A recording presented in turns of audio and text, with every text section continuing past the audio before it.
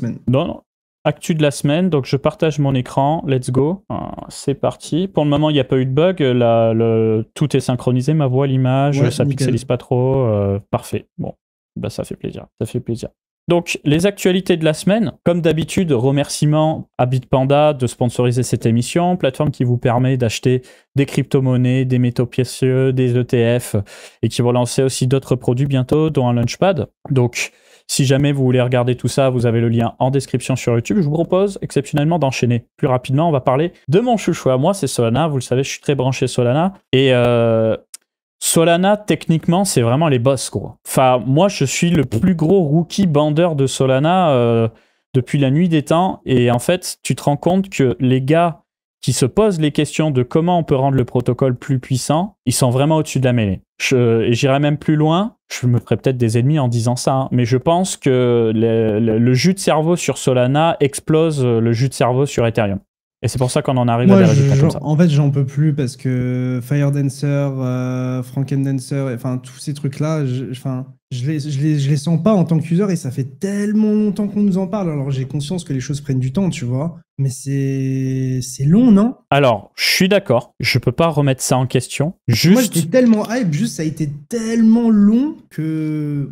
Oui, juste... Ethereum, mainnet plus tout L2 confondu, on est à 240 transactions par seconde. Solana, bon, je sens qu'il va pas vouloir me le charger comme d'hab, depuis que je suis à Dubaï, il me le charge pas. Tu fais des 800, 1000, 1002, et là, sous peu, ils vont doubler le bloc, l'espace de bloc, donc ils vont doubler d'un coup les TPS. Mais c'est pas ça la critique en vrai, parce qu'en fait, genre la performance sur Solana, elle est bonne, mais genre j'ai l'impression que genre c'est sous-exploité, tu vois. Enfin, je sais pas, genre on a des performances de malade et tout ce qu'on se retrouve à faire, c'est trader des putains de meme coins, quoi. Bah, je suis d'accord, mais est-ce que c'est différent ailleurs? C'est ça le sujet, tu vois.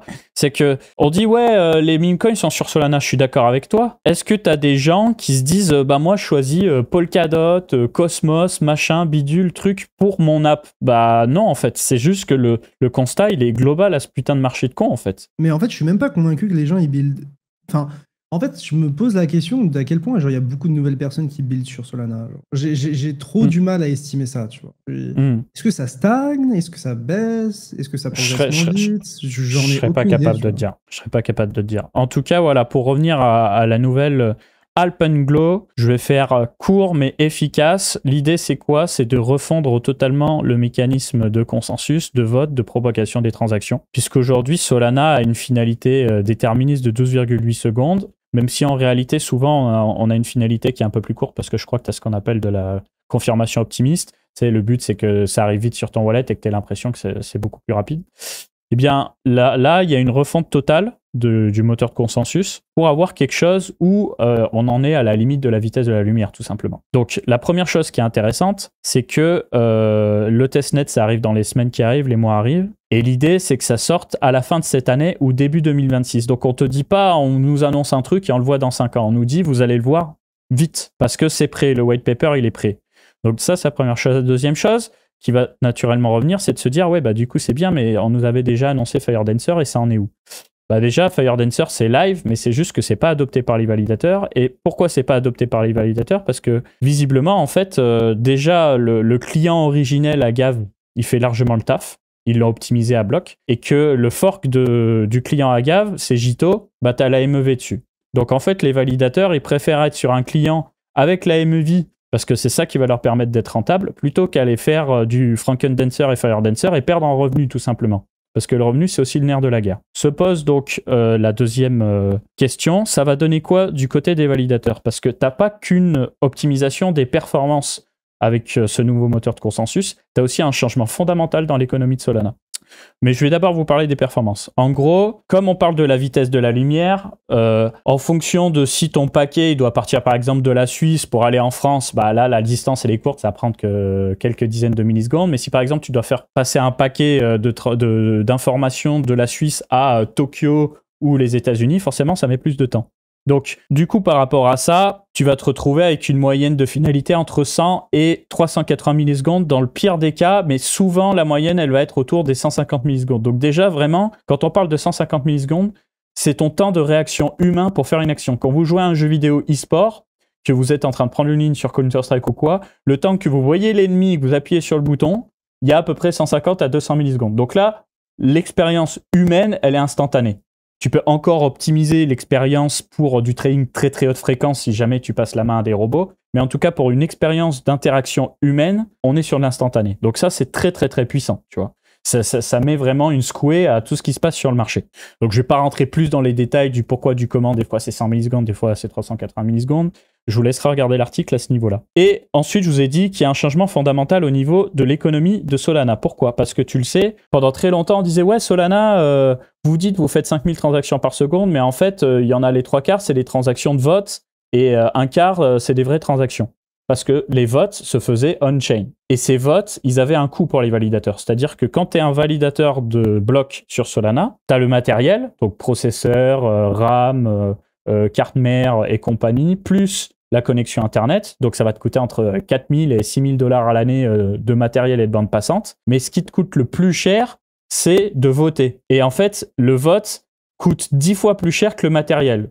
Donc, tu vas payer peut-être 70 000 dollars à l'année, dont plus de 60 000 dollars qui sont des votes.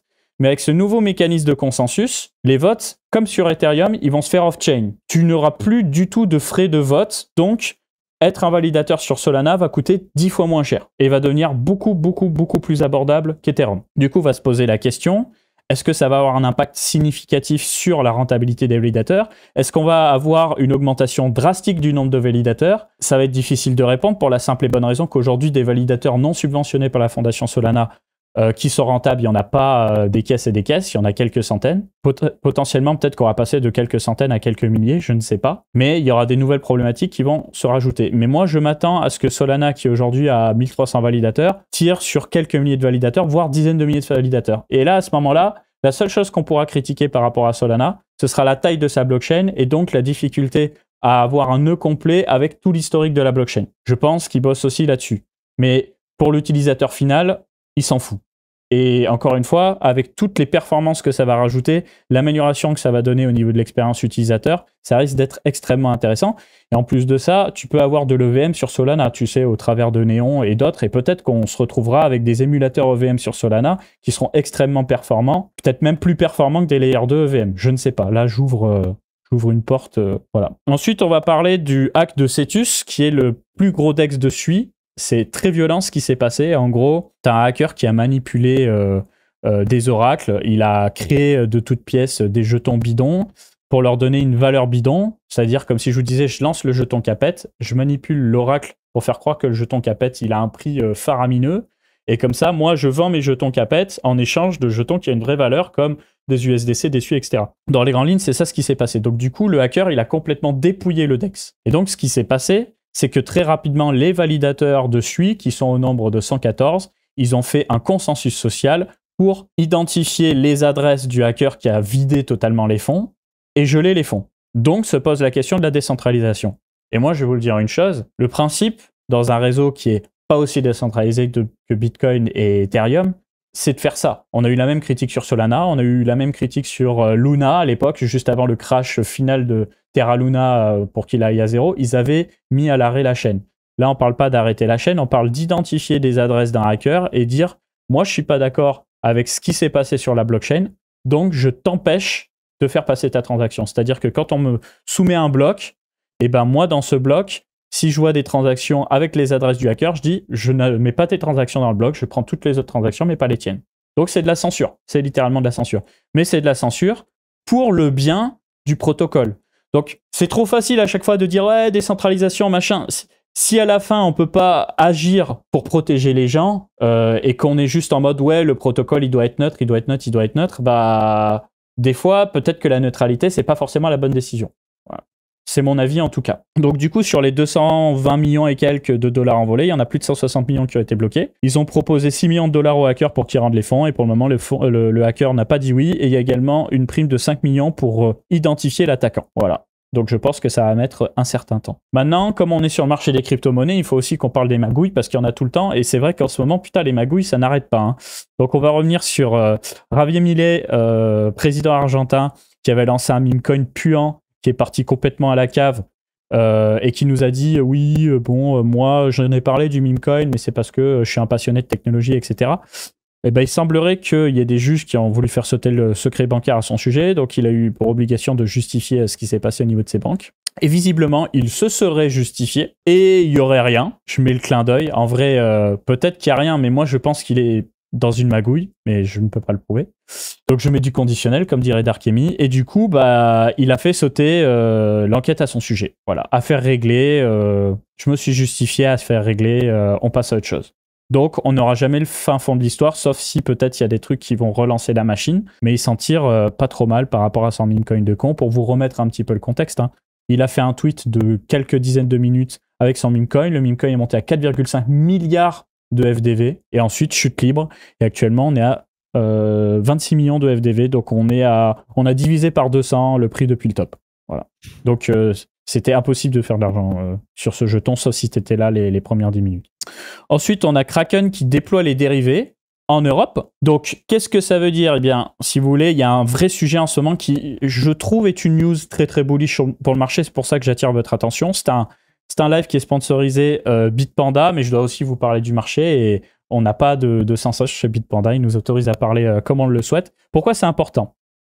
Donc, si vous voulez, depuis quelques années maintenant, en France ou d'autres pays de l'espace économique européen, c'est très compliqué d'avoir des produits dérivés sur des plateformes centralisées. Et donc, les plateformes centralisées ont acquis une licence qui s'appelle MiFID II, qui leur permet justement de proposer des produits dérivés. Donc, les produits dérivés, ça c'est plus ton sujet, Léo, mais ce qu'il faut savoir, c'est que c'est principalement ce qui fait gagner de l'argent à un exchange, mais c'est aussi ce qui permet de gagner de l'argent aux créateurs de contenu, et c'est ce qui fait aussi beaucoup de volume, beaucoup de volatilité sur ce marché. Donc, c'est ce qui peut aussi ramener des capitaux frais sur le marché. Donc, Kraken est la première plateforme MiFID II qui lance son activité commerciale sur les dérivés. On a également Crypto.com qui a le MiFID, Gemini, OKEx, je crois qu'il y a Coinbase aussi. Il y a une filiale de Bitpanda qui a le MiFID II. Et donc, maintenant, tous les exchanges se font la course pour lancer une activité sur les dérivés parce qu'avoir la licence, c'est une chose, mais tu dois quand même te mettre en place d'un point de vue réglementaire avec les différents régulateurs pour avoir le full feu vert pour y aller. Donc, attendez-vous à avoir beaucoup d'exchanges qui vont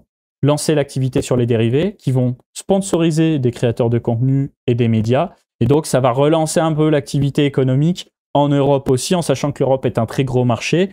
Donc, c'est une nouvelle qui est plutôt positive. Donc là, on a eu le lancement de l'activité pour Kraken le 20 mai. Attendez-vous cet été à ce que ça envoie du steak sur les autres noms que j'ai cités. Ensuite, on a Desblocs, qui devient la première société crypto française à décrocher l'agrément MiCA via l'AMF, parce que c'est pas la première société française à avoir eu l'agrément MiCA. L'agrément MiCA, c'est quoi? C'est un agrément qui vous permet, là aussi, de pouvoir faire des activités de vente, achat, échange de crypto-monnaies dans l'ensemble de l'espace économique européen. Donc, c'est un agrément que tu peux obtenir auprès d'un régulateur local, national, comme l'AMF en France, la FCA, enfin non, pas la FCA parce que ça c'est en Angleterre, mais auprès de l'Allemagne, auprès de Chypre, auprès de Malte, etc. Et une fois que tu l'obtiens auprès d'un des pays de l'Union européenne, bah, tu as un passporting dans tout le reste des pays de l'Union européenne. Donc, du coup, si tu veux faire du marketing auprès d'un public espagnol, italien, machin, tu n'as pas besoin d'aller voir le régulateur local pour le faire. Tu as un passporting. Comme à l'époque, avant le Brexit, bah, tu vois, tu avais plein d'établissements financiers qui faisaient une licence en Angleterre pour avoir un passporting dans l'ensemble de l'Union européenne. Bah, là, c'est pareil. Donc, pourquoi je vous parle de tout ça ? Parce que c'est de la réglementation et que ça vous saoule un petit peu. Bah, tout simplement, le fait qu'on a enfin une réglementation plus claire du passporting, des dérivés pour des gros acteurs qui ont du gros pognon et donc qui vont vraiment envoyer du steak en marketing. Bah, s'il y a du marketing, ça fait venir du retail, hein, tout simplement. Et comme on avait aussi cette problématique de ne pas avoir d'argent frais qui rentre sur les marchés, bah, peut-être que tout ça, ça va stimuler de l'argent frais sur les marchés. Donc pour moi, c'est une news qui est plutôt positive d'avoir du Desblocs, du Kraken, etc. qui touche ces nouveaux marchés. Je vois des questions dans le chat par rapport à Desblocs. Moi, j'utilise. J'ai jamais eu de souci avec. C'est super fluide. C'est nickel. Et pour ceux que ça intéresse, je vous mets un lien dans le chat. Pour le coup, moi, vraiment, j'utilise au quotidien. Donc, je pense que ça peut vraiment intéresser les gens. Je vous mets ça et vous avez 3 mois de premium offert si jamais vous passez par le lien. Donc voilà, pour ceux que ça intéresse. Mais vraiment, aujourd'hui, c'est une des solutions que j'utilise le plus parce qu'en fait, je peux déposer mes cryptos, les mettre en euros, les dépenser en Apple Pay, les envoyer à n'importe quel IBAN super rapidement. Et on a fait une vidéo que tu peux d'ailleurs envoyer aussi dans le chat. Mais, tout à fait. Et en plus, il y a un système de points, un système de blocs, etc. Il y a pas mal de gamification dedans. On peut personnaliser les cartes. Enfin, genre, c'est super cool. Et c'est en train d'évoluer très positivement. Donc très content. Et voilà. Le produit est top. Les frais sont plus chers, par exemple, que sur un Kraken, etc. Mais au moins, c'est instant, c'est pas prise de tête. Et c'est surtout que tu as un wallet en self-custody dans l'app, en fait. C'est-à-dire que tu déposes pas tes sous chez des blocs. Quand tu déposes de la crypto, tu déposes ça dans un wallet dans lequel sur lequel tu as accès au fonds et sur lequel tu peux envoyer de l'argent à un autre wallet, par exemple. Donc, c'est toi qui as les clés pour accéder à ce wallet-là avec des blocs. Mais des blocs ne peuvent rien faire sur ce wallet crypto sans ton autorisation. Donc, voilà. Tout à fait. En gros, ce que fait des blocs, c'est une interface entre un compte courant, parce que tu as quand même un compte courant avec un IBAN, si tu dois recevoir des salaires, envoyer des virements bancaires, etc. Et des wallets, en fait. Et à partir du moment où vous vendez quelque chose, eh bien, vous vendez, entre parenthèses, à des blocs qui va vous donner des euros sur votre compte courant des blocs. Et pourquoi je parle de compte courant? Parce que c'est pas une banque, d'accord? C'est pas une banque, c'est pas une néobanque, ils n'ont pas l'agrément banque, mais ça fonctionne comme une banque, parce que tu as un IBAN, un compte courant. Voilà.